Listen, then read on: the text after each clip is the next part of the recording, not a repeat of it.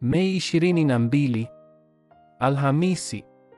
Mwaka wa 2025. Maisha ya kujitolea kwa Mungu. Kutii ni nini? Warumi 12:1.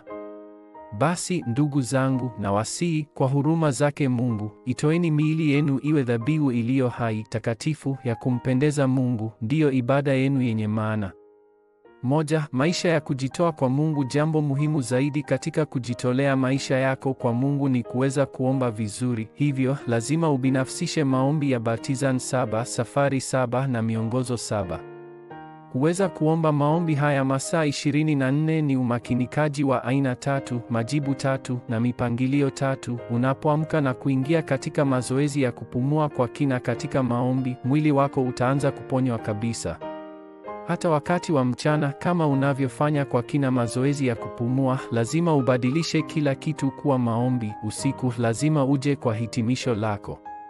Vivyo hivyo, unapoingia kwenye umakinikaji wa aina 3, utaweza kupata jibu ndani ya shida, mizozo na migogoro unayokabiliana nayo, na hii inaongoza kwa mipangilio 3 inayookoa wengine. Maisha kama haya ambapo maombi hufanyika ni maisha ambayo yamejitolea kwa Mungu na ni dhabihu hai. Maisha ya kujitoa kwa Mungu ni kwa kweli kuweza kutambua kile kinachompendeza Mungu, ni aina gani ya kazi inayofufua ulimwengu, na mapenzi ya Mungu ni nini. Ili kuishi kama hivyo, unahitaji kabisa nguvu ya kuomba. Kwa hivyo, basi utaweza kuomba, kuwa na ukuaji wa kiroho na kujitolea, hata kuwa na uwezo wa kumfuata Kristo, kuwa na Kristo, kufunua nguvu ya Kristo na kuokoa wengine. Itawezekana tu wakati maombi yanatumika kama msingi wa maisha yako. 2. Kutii ni nini? Ili kumtii Mungu, lazima uelewe njia zake. Biblia inazungumzia njia 7.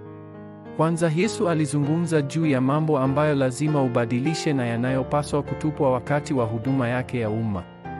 Pili, katika Kaisaria Filipi, Yesu aliwaeleza wanafunzi sababu kwa nini Kristo alipaswa kuja na baraka zilizofuata wakati wa muhimu zaidi. Lazima ufurahie baraka hizi. 3, Yesu alimaliza kila kitu kwenye mlima Kalvari. Kwa kuwa kila kitu kimekamilika, shida zinazokuja zote zitabadilika kuwa njia kwako. 4, Yesu alitoa misheni au kusudi la kutembea kwako kwa imani kwenye mlima wa Mizeituni. 5, wanafunzi waliendelea kupata nguvu kamili ya maombi katika chumba cha juu cha Marko hadi kufikia hatua ambayo hawakuhitaji kitu kingine chochote. 6, njia ya uinjilisti na misheni zilifunguliwa katika kanisa la Antiokia. Mwishowe, lazima ujue njia ambayo inaelekea Asia, Makedonia na hatimaye Roma. Mara tu unapojua njia ya Mungu, huhitaji tena mawazo au kiwango chako. Kutambua hii ni utii wa kweli. Wakati unajua njia hii, utakuja kuelewa mapenzi ya Mungu. Maombi, ibada na neno hutumika kama madaraja ya kuanza safari yako. Katika zama ya wikendi ya siku 3, unapaswa kurejesha maombi na nini maana ya kukaa katika neno la Mungu, ombi la agano Mungu Baba, na kushukuru kwa kuwakusanya wainjilisti wa zama hizi. Makanisa ya ulimwengu yamepoteza shikilia neno lako na Injili, na matokeo yake, milango yao imefungwa.